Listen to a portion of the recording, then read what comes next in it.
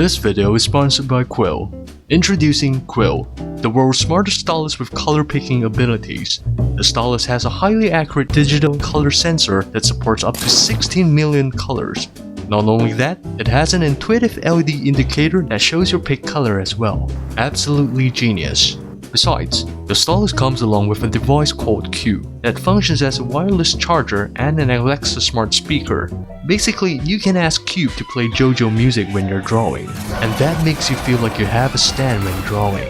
Besides, you can integrate 2D and 3D objects into your drawing with the Quill app. The app has a vast library of 3D objects and color combinations for your usage. What's more interesting is the app has a smart color harmony feature to assist your coloring. Right now, the Quill Kickstarter campaign will be going live on 9 June 2022, so sign up in the link below to get early bird discounts.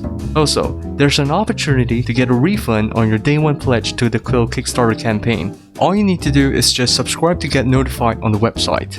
Welcome, fellow patients. I'm your doctor, Art Senpai. So you have watched hundreds of anime hair tutorial videos and saved thousands of anime hair pictures as references in your drawing album. Yet, you still struggle to draw good anime hair. Congratulations, you're diagnosed with drawing dyspraxia. Well, seriousness aside, this is not a drawing tutorial video where I teach you how to draw anime hair. If you want to learn how to draw anime hair, this is the video you should be watching. What I'll be doing instead is to teach you how to identify and correct the common mistakes when drawing anime hair. I too once suffered from drawing dyspraxia, just like you. So I'm going to save you some grief and medical bills by showing you this rehabilitation video. Many of you tend to draw your bangs like this, and you don't know how to refine it. In other words, the bangs lack structure and definition. So, how can we solve this problem? Very simple. But first, allow me to draw the head. You must remember that our head is a sphere shape, so the bang should follow the shape of our heads. In other words, the bang should not be drawn straight like this, but with a slight curve instead. Just imagine as you're sticking several pieces of paper on top of your head and let it fall freely on the forehead. That's how you should draw your bangs. While you're drawing the line art of the bangs, it's not necessary to draw every line crystal clear. Make sure you leave some disconnection between the lines because, I don't know, it just looks better this way. Trust me, I'm a doctor. When drawing the bangs, it's best to draw them layered, at least 2 layers. What do I mean by that? Try to add several smaller strands of hair on top of your bangs. Have them intertwined with each other or just simply sticking out. It's up to your drawing style. By doing this, it will instantly level up your bangs. This principle does not apply to drawing bangs only, but also for the rest of the hair. The key is to draw the hair as if they are made up of a group of hair pieces, and the size of each hair pieces must be different. You can look at my example. Did you notice that the arrangement and the size of each hair piece is different? You can go small, medium, big, or small, small, medium, but you should never go for medium, medium, medium, because that's... This is optional, but I like to add some occlusion shadow at the gaps in the hair. This will help to enrich your hair line art even more. Then, for the final step, just add some hair strands around the head. Very simple, isn't it? What? What the fuck? This is also one of the biggest common mistakes that every one of you, including me, have done before. Don't know how to draw the flow of the hair? So we just end up drawing a bunch of messy lines. Well, I can totally relate to that, because I've been down this road before. Here's what you need to know. Their hair grows from a point on our scalp, and it's arranged in a circular formation. This is called the hair swirl. Let's say you want to draw a girl with side bangs. Make sure you put an X or a point to confirm the position of the hair swirl. It could be on the left or the right. From there, draw your hair from that hair swirl accordingly. Remember that the hair can be separated into 3 sections, which are the bangs, the side, and the rear. And all of them must start off from the hair swirl because they grow from it. If you're drawing a ponytail character where the hair is pulled away and gathered at the back of the head, make sure you draw these long curved lines across the hair, with the ponytail as a center point. Pay attention to the layering at the back of the hair as well. Not all hair pieces are tucked in tightly. Some should be drawn looser to portray the fluffiness feeling. The rest is the same as the previous example. The next step is to leave some gaps between the lines. Then, add some occlusion shadow at the gap in the hair and at the intersection between the ponytail and the hair ribbon.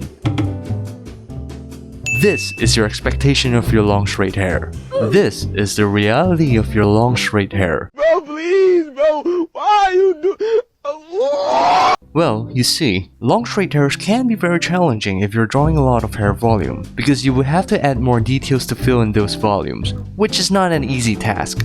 You can draw the bangs longer if you want, but I wouldn't draw them longer than the eye level. When drawing the side hair and the back hair, here's what you need to know.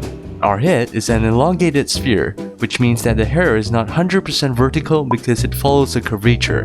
But do not go overboard with the curvature, or else you will be drawing a wavy hair. A less curvy S will do. It's recommended to draw the back of the hair piece by piece and have them intersect with each other. Remember what I've said in the bang section? You must draw the hair as if they are made up of a group of hair pieces, and the size of each hair piece must be different. Also, remember to add some small hair strands to refine your hair drawing. This is very crucial. Do not underestimate these small hair strands. It could elevate your drawing from 5 points to 9 points. Make sure you use this technique.